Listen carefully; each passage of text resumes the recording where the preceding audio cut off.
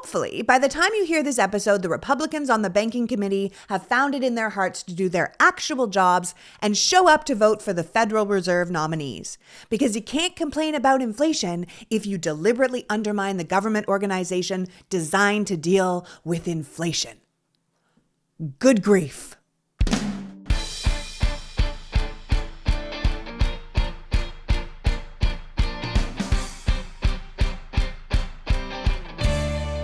Hello, and welcome to the PoliticsGirl Podcast. I'm your host, Lee McGowan. Let's get into it.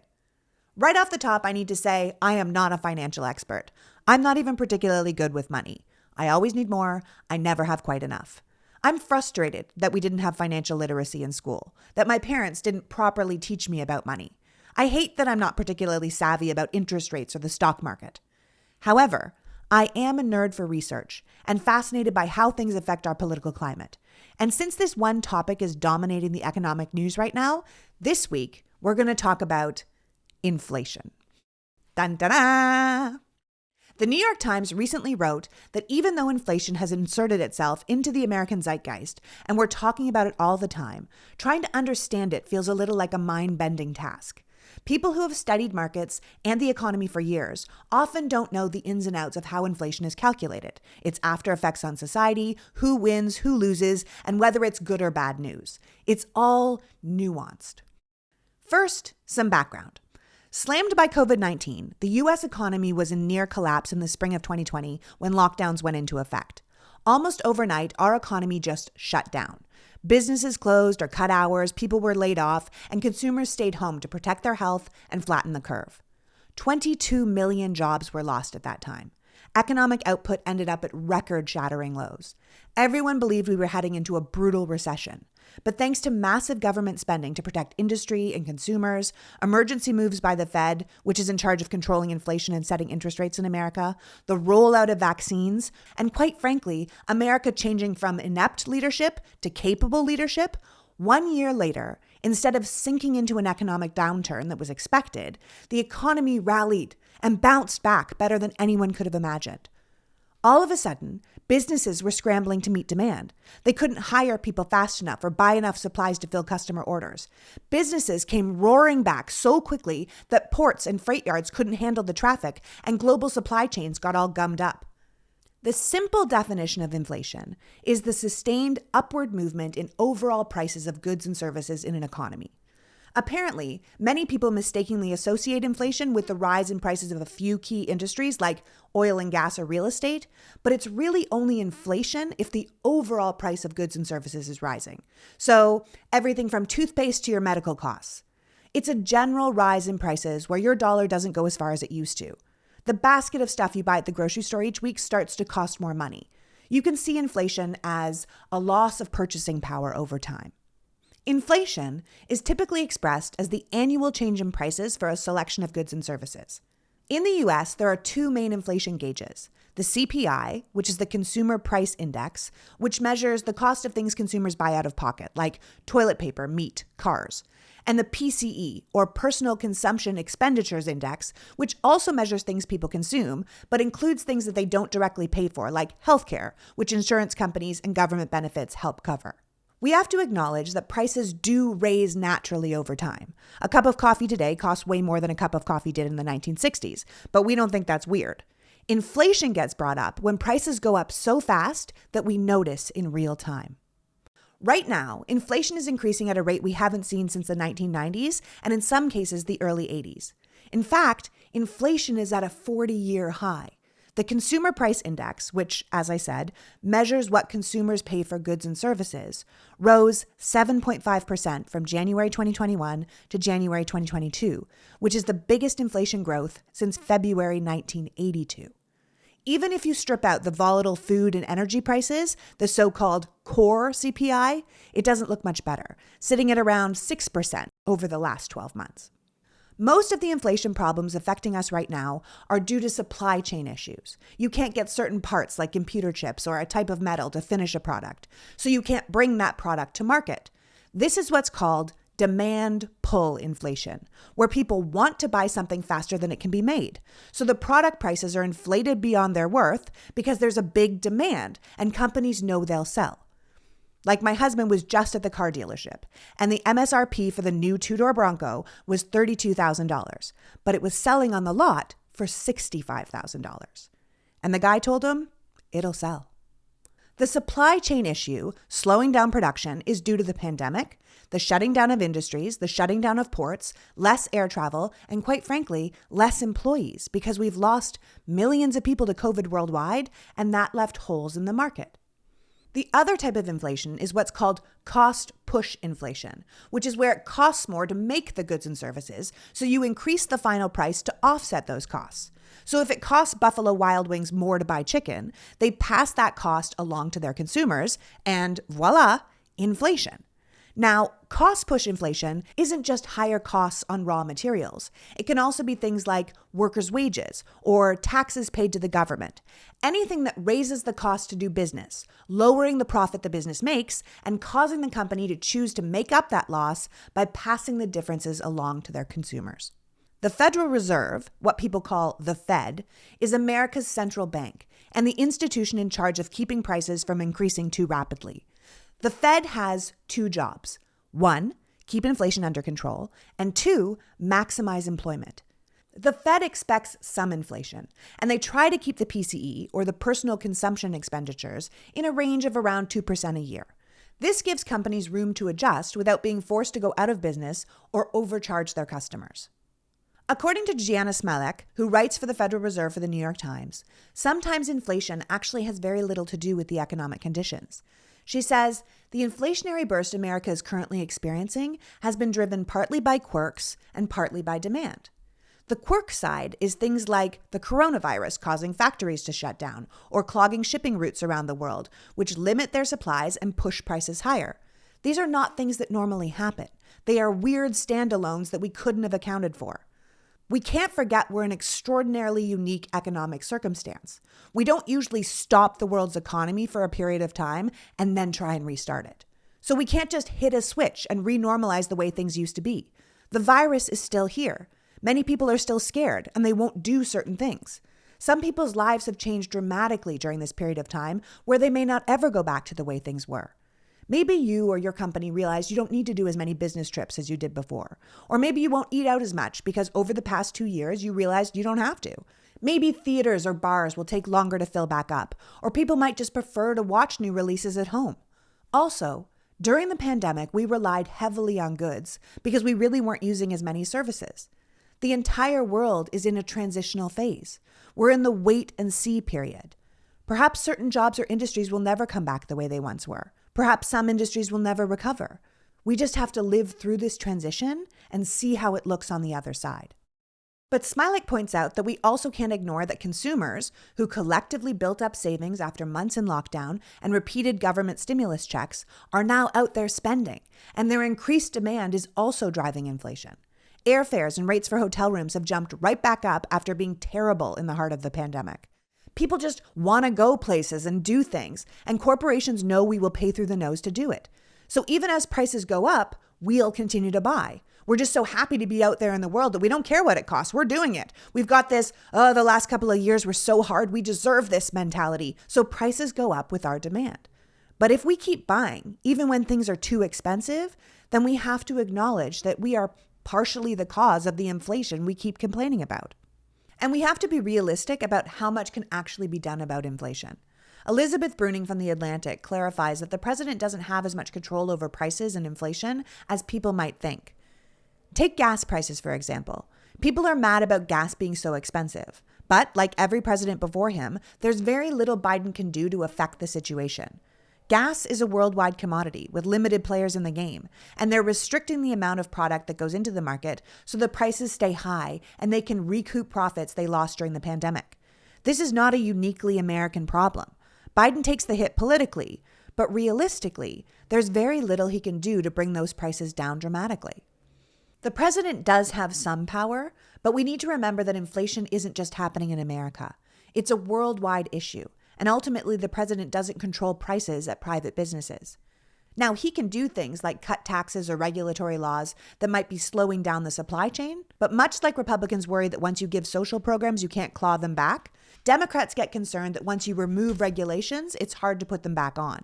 And one of the biggest Republican goals is lack of regulation, free market capitalism to the detriment of everything else. So Joe Biden has to be careful about how much he changes. Josh Barro, senior editor at Business Insider and host of the weekly radio show Left, Right, and Center, thinks the government should be thinking outside of the box. He says, "We just went through this huge global crisis requiring novel responses that included the public and private sectors and lots of different parts of the economy. Why not get those various actors together again to try and solve the problem?" During the virus, the government did things like promising to buy vaccines once they were developed to encourage private investment. Barro asks, can the government get all of those voices together in a room and say, here's the national problem. What can your company, your industry, your local port authority do about this? The Republicans should be on board with this kind of plan because it would rely more on the private sector, something they are always pushing for. Barro suggests we should be asking them, what can the government do to help you move this along faster? Are there regulations in your way? Do you need us to subsidize an increase in pay? Do you want a tax break so you can pay these workers more? But it should be noted that Biden is already out there trying to come up with these kind of out-of-the-box solutions. He's visited ports all over the country to get more goods moving, so we have less of a bottleneck and more product coming to market. He put fines on people not moving their goods. He lifted regulations so ports could run 24/7. He put pressure on the mayor of Los Angeles to change the policy where you could only stack empty shipping containers too high so they wouldn't block people's views. But with this immediate crisis, he convinced them to relax those rules. So you might lose your view for a bit, but our shelves aren't empty. Barro's question is, are there 40 or 50 other things like that added together would make a real difference? Could the government put pressure on people to accomplish things that would start to break down the plaque that's holding the supply chain? The ports themselves are actually moving quicker than usual. It's just in this crisis, we need them to move even faster than that. Elizabeth Bruning, opinion writer for The Atlantic and New York Times, thinks it's best not to go too far outside of the box. She thinks we're better off to simply acknowledge the period of time we're in is weird, and that weirdness might be persistent for a period of time. But we should just continue with a straightforward effort to alleviate the worst effects and keep the economy stable while we search for an off-ramp. One of the most straightforward ways to deal with inflation is to look to the Federal Reserve. Fed officials have recognized that rising prices aren't going to be as temporary as they thought, and they could be a major threat to the labor market and the rest of the economy if we're not careful. And although there are steps they can take to slow the rise in prices, the Fed has to be careful because those steps come at a cost. The biggest thing the Fed can do is to raise interest rates, which basically means making it more expensive to borrow money, which slows the economy down and historically slows inflation. But so far, the Fed Chair Jerome Powell has resisted raising interest rates because he says the economy is still recovering, and he wants to get as many people back to work as possible before he puts a damper on the growth. He says he wants to see the labor market heal more before he raises rates, but the longer inflation persists, the more pressure will be on the Fed to increase those rates. Vox's Emily Stewart says the line that Powell is walking is tricky, because if he raises rates too quickly, it could hinder the economy's recovery. But if he waits too long and inflation gets out of hand, then that will also hurt the economy. It's a quandary. Millions of people lost their job during the pandemic. And although lots have gotten their jobs back, not everyone has. Economists can't even come to a consensus about what's really going on in the labor force or why people aren't going back to work. I mean, my guess is that a lot of people are just tired of going to jobs with terrible pay where they're treated like garbage and have no benefits. 2 years out of that world and they're thinking, maybe I can do better. And honestly, shouldn't we have a society where they can? But that's just my opinion. For months, economists have been telling us that this spike in consumer prices, something we haven't really seen in the US for decades, wouldn't be around long. The federal government kept using the term transitory, as in transitional, between virus-related chaos and something closer to normal. But economists are now suggesting that inflation has settled in, and these higher prices might just be sticking around.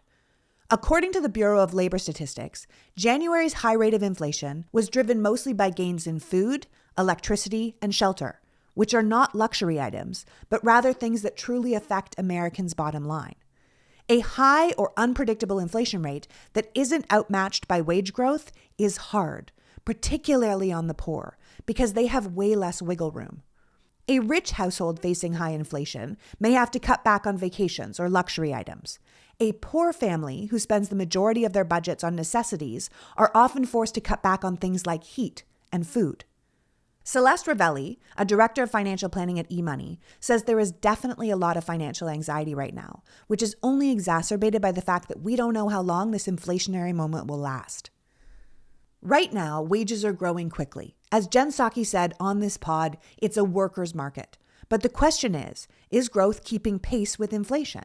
Especially if households lose government benefits like the expanded child tax credit, which was keeping many families afloat. This is one of the reasons people like Biden were so keen on things like the recovery bill and the Build Back Better bill. As Elizabeth Bruning says, we should be focusing on limiting people's strain right now. We should be making it easier to go back to work and to take care of your people and to be part of the economy again. A bill like Build Back Better would lower your healthcare costs, your childcare cost, what you spend on prescription drugs and preschool, and working families would get a tax cut. These are things that would really help our economy right now. Republicans argue that helping parents pay for daycare or lower healthcare costs or extending the childhood tax credit would only give people more money to spend at a time where we have less product and will only add to inflation. But I think that's a backwards way of looking at it. Making people less stressed about the basic necessities of life will allow them to re-engage with the market. My guess is Republicans are less concerned about these programs adding to inflation because economists and Nobel Prize-winning laureates have all said they won't, and more concerned that it will help people deal with other economic concerns that might change our society for the better. And once we add social programs that help people's lives, they know it'll be very hard to take them back. People will get used to it. And just like the Affordable Care Act, they will refuse to give it up once it's implemented. The Republicans don't want people thinking government can give them more than an endless war machine and tax breaks for the rich, and the Build Back Better bill would do just that. So no matter what you hear them say about inflation being bad, their votes in Congress prove that they are just fine keeping grocery bills high as long as the corporate tax rate remains low. Which I think is one of the reasons our government officials are suddenly so hell-bent on getting us back to normal. Why they're lifting mask mandates earlier than seems prudent. Right now, people are still spending more money on goods than services. We still aren't going to restaurants and movies and concerts and theater the way we were. But if the government can help normalize the service part of the industry, that would take the pressure off the goods part of the industry, which would create jobs in places that still haven't come back and give people something else to spend their money on that doesn't arrive in a shipping container, therefore alleviating the demand on the market and theoretically lowering inflation. But at the end of the day, we're still at the mercy of the virus. We can't just snap our fingers and turn the economy back on. But you can see the argument for the economic and political importance of finding ways to bring as much of society back to normal as possible. American political analyst Ross Dothart says there has to come a moment when the Biden administration, or the people associated with the Biden administration, should push for a full reopening of our society. Whether that's the COVID pill from Pfizer or when kids under 5 can get vaccinated, but it has to be something that gives people a good enough vibe to open up the economy and truly get things moving again. But Elizabeth Bruning points out that that's easy to say, but trying to find that balance is quite difficult. People are psychologically ground down and desperate to get back to real life.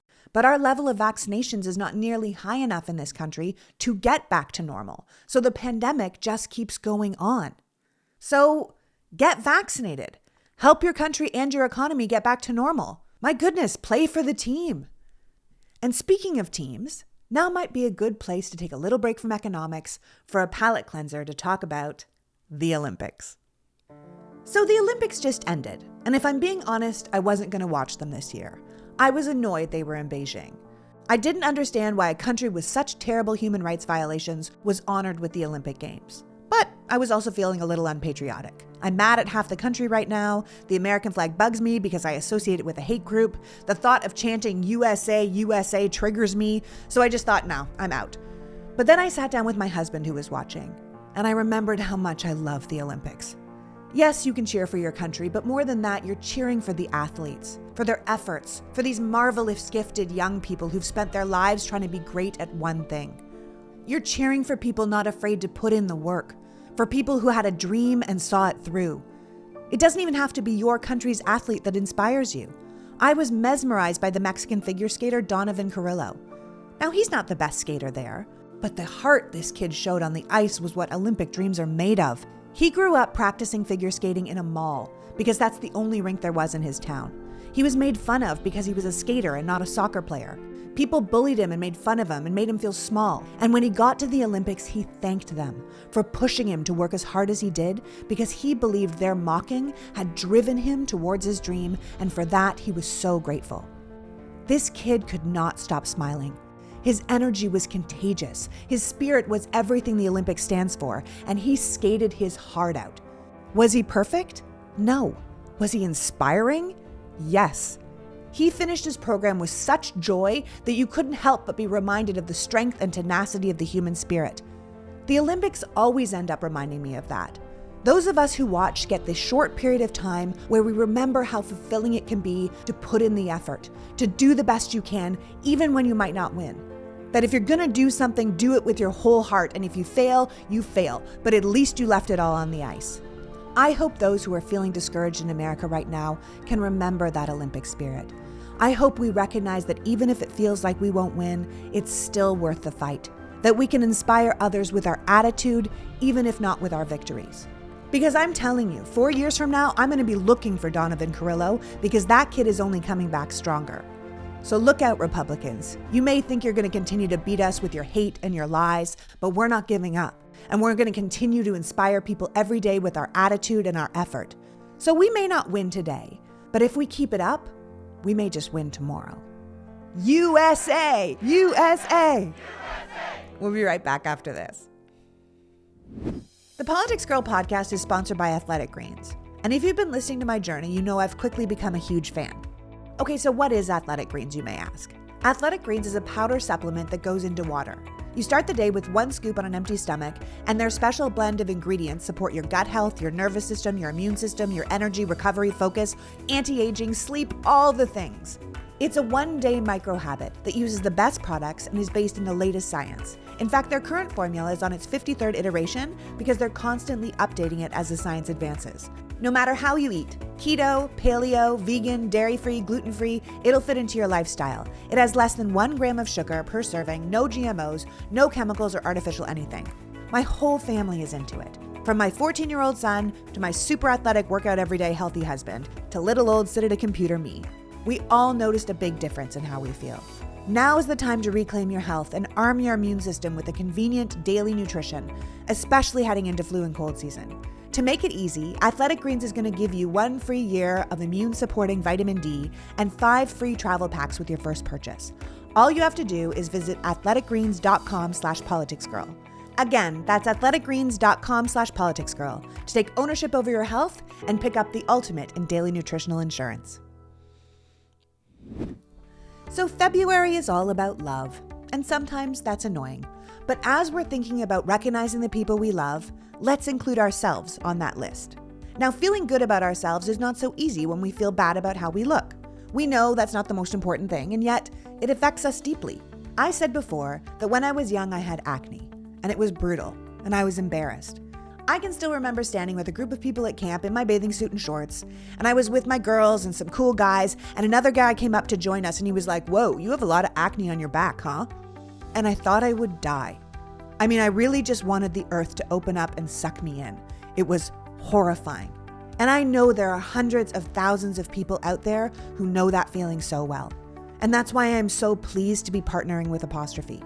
Apostrophe is a prescription skincare company that connects you with a board-certified dermatologist online who will create a personalized treatment plan that is tailored to your skin. You just have to fill out Apostrophe's quiz about your skin goals and medical history, snap a couple of selfies, and your dermatologist will create a completely customized plan.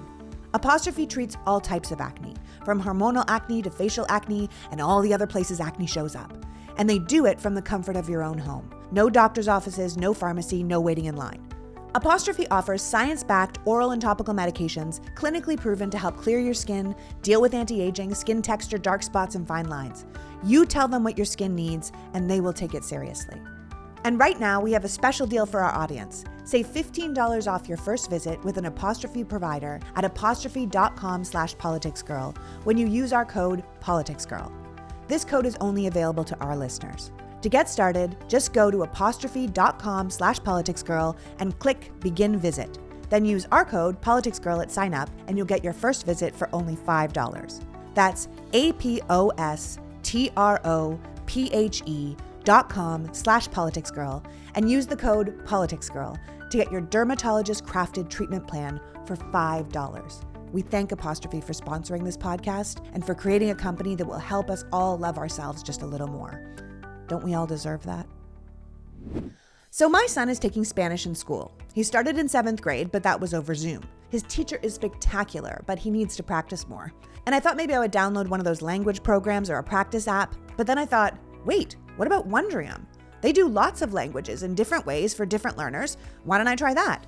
So I searched for Spanish lessons and found Learning Spanish, How to Understand and Speak a New Language, and I set my son up with the video. He knows he needs to do more work, but he's not particularly inspired to do it. The classes are 40 minutes each, but we break it up into 20-minute segments. He really likes it. He said, it's not just how to speak, but the history of the language. He said because he's familiar with Spanish already, he feels like it's filling out his knowledge, like he has a tutor. The course does everything from vocabulary to verb tense to popular expressions, while integrating the Spanish language parts with small history lessons and the difference between individual Spanish-speaking cultures. I'm thrilled that he's thrilled. Anything that encourages him to learn and practice is a winner in my book. And that's the thing about Wondrium. However you like to learn and whatever you like to learn, there is a topic and a way. They have video, audio, interactive how-to guides, documentaries. You can learn from teachers and professors and experts that will inspire you and remind you that learning can be fun. So consider signing up for Wondrium today. Wondrium is offering my listeners a special free 22-day trial membership to celebrate the new year. To get the offer, you need to visit wondrium.com/politicsgirl. Again, that's wondrium.com/politicsgirl and get your learning on today. Or force your kid to do it. And we're back and talking about inflation, why we have it, and what we can do about it. You know what else also exacerbates inflation? Corporate greed. With all the talk of inflation from supply chain issues and stimulus checks and the fallout from the pandemic, there's been very little talk about the role huge corporations play in creating inflation themselves. Right now, corporations are doing great. The stock market is at an all-time high and bonuses are up.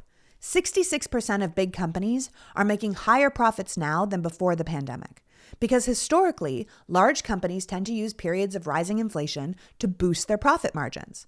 Having fewer competitors in an industry makes it even easier for companies to raise prices. Corporations are passing on the natural reaction of the economy as it recovers on to us. And then they blame the government for the higher prices when it's really greedy corporations. So consumer prices are going up, but corporate profits are going up even faster. I mean, can we even really call it inflation if corporations are raking in the highest profit margins in history? Bloomberg just reported that corporations are having the highest profit margins in 70 years. So perhaps this idea that a disrupted supply chain or higher labor costs are the sole cause of inflation is a narrative we're being sold rather than the truth.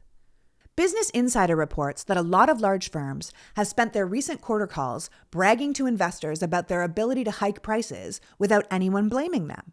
The Wall Street Journal reported that roughly 2/3 of the largest publicly traded companies in the U.S. have reported better profits this year than the same period in 2019. Nearly 100 of those are performing at least 50% better this year than before the pandemic.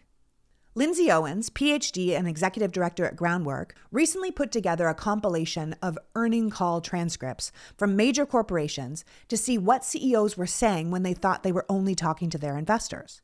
She posted the entire thing online before going on MSNBC to lay it out. Owens says, as you read the most recent inflation reports, pay close attention to what the CEOs who are actually setting the prices are saying. She points out that when you read the transcripts, which they clearly assumed no one would read, these CEOs are literally bragging about hiking prices while hiding behind inflation. She lays out a number of examples, like the company 3M, which produces N95 masks among other things, and how their CEO said in an earnings call that the team had done a marvelous job in driving up prices from 0.1% to 2.6%. The CFO told investors that the momentum for price raising is only pushing them faster. Tyson Foods, one of the biggest four meat monopolies that Biden is currently targeting for price fixing, saw its profits nearly double after they hiked their prices on beef by 32% and on chicken by 20%. In its fourth quarter report, Johnson & Johnson revealed it had raised prices despite raking in billions from the COVID vaccine sale. Its CEO told investors that the future need for medical care to address suffering and death is a big reason they're feeling so optimistic about the future. Former U.S. Secretary of Labor Robert Reich says the current inflation rate is a symptom of corporate consolidation or the economic concentration of the American economy into the hands of a relatively small group of corporate giants with the power to raise prices. Less competition means they can charge more because you have nowhere else to go. Make no mistake, companies aren't raising prices because of inflation or supply chain issues. They're using inflation and supply chain issues as an excuse to raise prices. As Reich says, inflation may be a problem for consumers, but the bigger issue is the lack of competition. In the last couple of decades, American industries have gotten more dramatically concentrated, meaning there's less people in the market to compete, which makes it easier for these big corporations to just devour the competition. Reich says the right wants to blame inflation on Biden, but they never want to talk about the deeper structural driver of inflation, the concentration of the American economy in the hands of a few corporate giants with the power to raise prices. And he's not wrong. It is hard to find anything for sale in America that doesn't come back to one of a handful of companies. And without competition, companies can easily coordinate their price increases with a handful of other big corporations in the same industry. This way, they all come out ahead, but consumers and workers lose.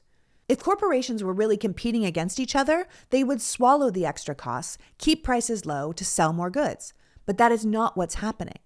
Corporations continue to raise prices even as they rake in record profits. Look at consumer staples like diapers and toilet paper. Last April, Procter & Gamble raised prices on these things, claiming an increased cost in raw materials and transportation. But the company is reporting record profits. Last spring, PepsiCo raised prices, blaming higher costs for ingredients, and then recorded $3 billion in operating profits. How did this happen? Why do you have to raise prices to cover increased cost when you end up with even higher profits? It's because neither of those companies are actually competing with anyone. Procter & Gamble's main competitor is Kimberly-Clark, who raised prices at the same time they did. Just like PepsiCo's main competitor is Coca-Cola, who raised prices the same time Pepsi did. Lindsay Owens compares this type of gouging to old-school mob tactics. There are 4 big meat producers in the U.S. These guys can just get in a room together and decide the price of meat. They make record profits, they blame it on inflation, and no one stops them. As Dan Price, public advocate for fair pay in America, says, why is it so much easier to believe that prices are going up because of inflation and not because there are 2 to 4 companies that control every industry? Reich points out that businesses that face meaningful competition would never do this. But America's got ourselves into a position where there is no meaningful competition. This is the market we've created for ourselves by allowing the FTC to be so lax with antitrust regulation. When you allow companies of this size to control the markets, we get price fixing and monopolistic behavior. This is why Elizabeth Warren ran for president as a compassionate capitalist. She said she believes in the markets, but markets without rules lead to theft. And so far, most of these companies are getting away with it. Reich says, look at fast food. Giant companies like McDonald's and Chipotle raise their prices, complaining about higher food and labor costs. But they are such profitable companies that they could have easily absorbed those higher costs. They just don't. They pass them along to their consumer, because who's going to stop them? Large retailers like Kroger and Costco and Walmart and Target recently said that inflation has allowed them to raise prices well beyond where they needed to compensate for the supply chain problems or the worker shortage. Their prices aren't just offsetting the higher costs. They're doubling down on their profits. Corporate concentration really started happening in the mid-'80s, where the U.S. government almost abandoned antitrust enforcement. Now 2/3 of American industries have become concentrated in the hands of smaller and smaller groups. Banks, broadband, pharmaceutical companies, airlines, big tech, consumer staples, you name it.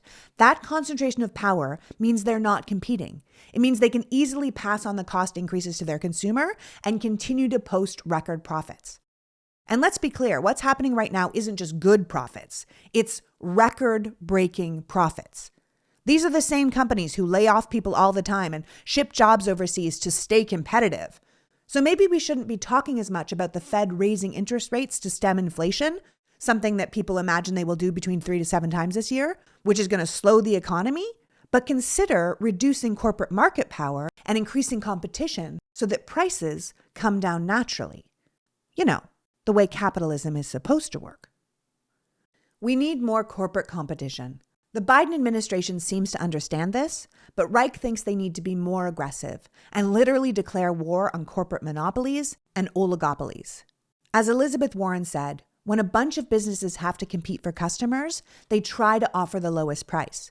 But when few giant corporations gobble up most of the competition, then they can just sit back, jack up prices, and watch the profits roll in. The best way to fight inflation might be to promote competition. As Bernie Sanders said, corporate greed is Chipotle increasing its profits by 181% last year and giving its CEO a 137% pay raise to $38 million, and then blaming the rising cost of a burrito on a minimum wage worker who's making 50 cents more. That's not inflation. That's greed. Now, breaking up corporate monopolies won't be easy, especially since most politicians get all their money from corporations, thanks to the Supreme Court's ridiculous decision to declare corporations people in Citizens United. Corporate giants have spent the past 4 decades consolidating their power both in the markets and the government. But we should certainly try, because having the American economy in the hands of a few giant corporations only hurts workers and consumers while rewarding CEOs and investors. And continuing on this path will only exacerbate our income inequality and expand the chasm between those with wealth and power and the rest of us. And at some point, the gap will become too big and our system will simply break because it's not sustainable. Finally, we can't talk about inflation and breaking systems without talking about the Canadian-US trucker situation. Look, there are a number of reasons for it, but we need to be very clear it's not about truckers, vaccine mandates, or freedom. It's not even a protest. It's well-funded economic warfare. It's sanctions put on both countries from the far right and international dark money to deliberately create havoc, disrupt supply lines, and blame the current left-leaning Democratic governments. It's about sabotaging 2 major economies, 2 major democratic economies. It's not some authentic groundswell protest. 90% of Canadian truckers were vaccinated and working.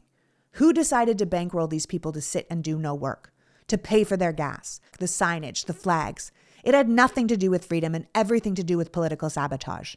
The plan is to create gridlock and drive inflation higher. The fact that it is supported by the far right, the Republican Party, and Fox News only further proves that it is simply a tactic to trash both economies for their own self-interest and have a better shot to replace the current leaders.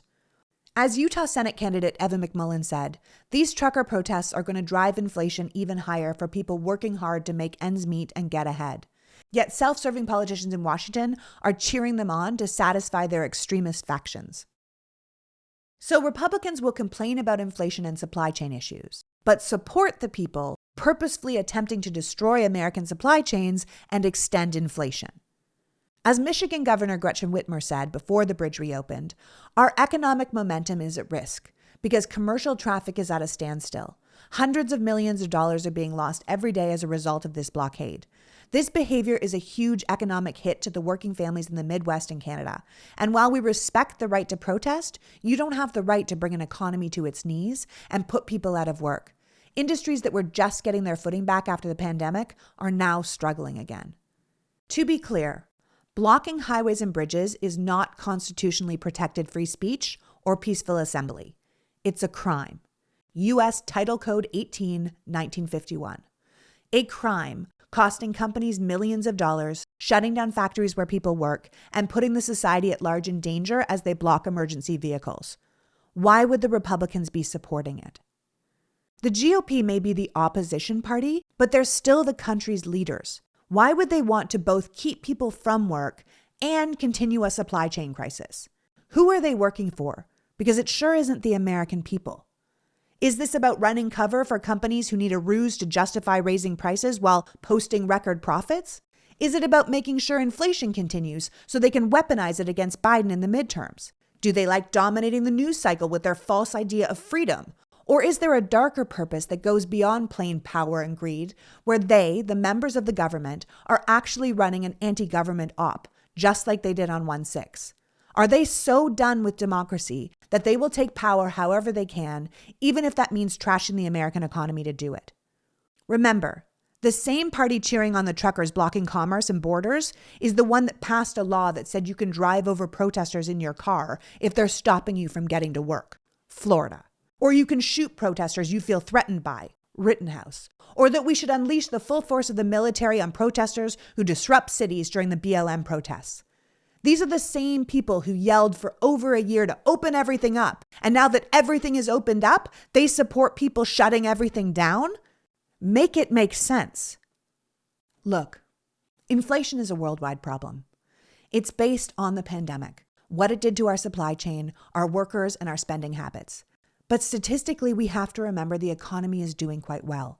Our unemployment is at record lows. People have some money in their pockets. They're quitting their jobs at record rates, which is generally a good sign that they believe they can find another one. And yet, when you ask people about the economy, they say it's bad. Polls show that people feel worse about the economy now than they did in April 2020, when we were on the verge of heading into another Great Depression. Is that because people just expected Joe Biden to come in and fix everything? Is it because the Republicans are gifted propagandists who are selling the message that inflation is terrible and it's all Joe Biden's fault 24/7?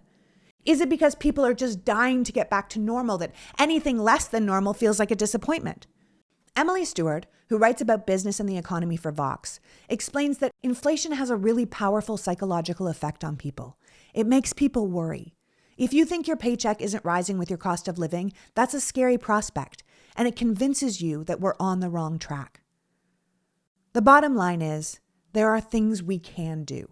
The Fed can always raise interest rates if inflation becomes really worrying. No one is asleep at the wheel. But Stewart puts it really well when she says, the economy is really confusing right now. We're coming out of an unprecedented shutdown. The labor market is weird and no one can quite figure out how to get people back to work. She says anyone who says they know exactly what's happening in the economy right now is projecting a confidence they don't really have. She goes on to say that it's important to remember that America made a lot of gains since March 2020. The government stimulus really did help. Low-wage workers have the upper hand for the first time in a long time. And it's not clear that higher interest rates are going to solve something like a worker shortage. If you don't want to go and do the job because the job is terrible, higher interest rates are not going to make that happen. At the end of the day, inflation will likely go on as long as companies struggle to keep up with consumers' overwhelming demand for goods. A resurgent job market means Americans have money to spend on things. As long as people still want to buy, then companies will still have the luxury of raising prices. We might need to consider finally addressing the unbridled corporate power on our economy.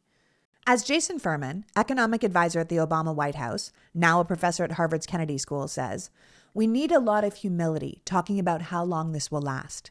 He thinks it's with us for a while, that inflation rates are going to come down from this year's blistering pace, but it's still going to be very high compared to the historical norms that we've been used to. The GOP are targeting Biden over inflation, but not because they care to fix it, but because it's a club they get to hit him over the head with. As Jen Psaki, White House press secretary, explained, the president is using every tool at his disposal to fight inflation and lower prices in America. But the Republicans won't give him credit or help. And they show us with their actions every day that, quite frankly, they would rather the crisis continue. As Republican Senator Tim Scott said, we're going to continue to have inflation, and then the interest rates will go up, and that will be a gold mine for us. No thought for the American people. No thought for the good of the American economy. Just like the virus, their plan is to keep it going to hurt their opponent. Who cares how many Americans suffer if it gets them back into power? People want simple answers, and we have an aversion to the truth. But the truth is, we would have inflation and high gas prices regardless of who is in office. Presidents don't control global market issues. It's a byproduct of the capitalist economy we say we want. The question is how we deal with it. And at least our president is trying really hard to do that. No matter how bad it gets, economists seem extremely confident this rapid inflation will not be permanent. According to experts, there are plenty of reasons to believe this price burst will fade. Much of the increases this year are still due to shortages of goods, and we are likely to see an ease in that as companies figure out how to produce and transport what people want in a pandemic-altered economy. Or we could get far more aggressive and proactive with antitrust laws. The basic building blocks of the economy haven't changed. We have an aging demographic and high inequality of income, And those things have a tendency to drag inflation lower as people prefer to save money or don't have enough money in our wildly expensive economy. Biden took over during a national emergency. He got us through the pandemic by sending money to the unemployed and small businesses and pushing for vaccines and masks. He saved millions of jobs and tens of thousands of lives. Maybe people have forgotten this, or we just love to criticize, but that's what he did. Unfortunately, most people won't remember that when they're paying for their groceries or more at the pump. Don't let the sticker shock overwhelm you or the propaganda fool you. Inflation is happening all over the world, but it won't be indefinite unless we allow it. Remember, a lot of what's happening is corporate greed and price gouging blamed on inflation. The rising cost of living has been a crisis for the majority of Americans for decades. Healthcare, higher education, and housing have all skyrocketed. But all of a sudden, all we can talk about is the price of a turkey at Thanksgiving? Please. As Hasim Rashad, American author and human rights activist, said so well, I don't like paying higher gas prices either. But it's incredible that people will buy into the GOP outrage about gas being $4 instead of $3.50, but excuse them for keeping the minimum wage at $7.25 instead of $15, or insulin at $1,200 instead of $35, or paid leave at 0 weeks instead of 12. We can be upset about inflation, but we also have to keep our eyes open to what's really holding us back. So that's it for today. As someone very clever online questioned, if paying a cashier a living wage makes prices go up, why doesn't replacing cashiers with self-checkout make prices go down? Why indeed? There's always a reason something is happening. Never stop asking questions and refuse to be fooled by those who would seek to fool you.